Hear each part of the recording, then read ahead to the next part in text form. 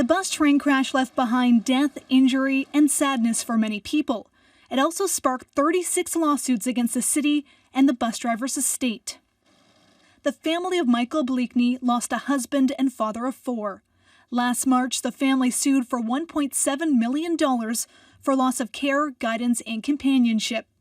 Now the Bleakneys have become one of the first to settle their lawsuit, following a preliminary TSB report in September.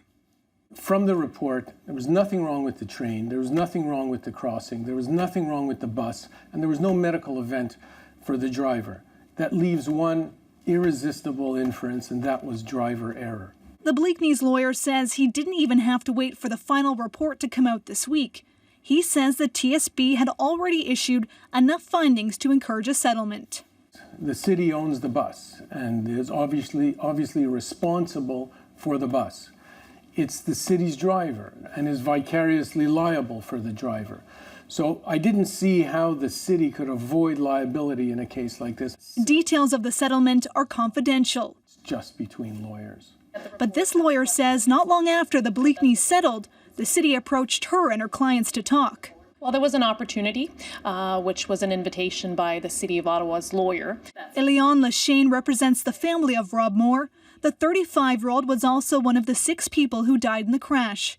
Moore was on his way to work at IBM on the day of the collision. His family was initially seeking $600,000 from the city and the estate of the driver. And we had the opportunity to talk about the file, talk about the value of the claim, and then there was an opportunity to settle, which means that both my clients and the City of Ottawa agreed on an amount of money to settle the case. The City of Ottawa says that in total it's paid out $1.9 million for these 6 lawsuits, but due to confidentiality, cannot say how much each family received. There are still 30 lawsuits ongoing. Ashley Burke, CBC News, Ottawa.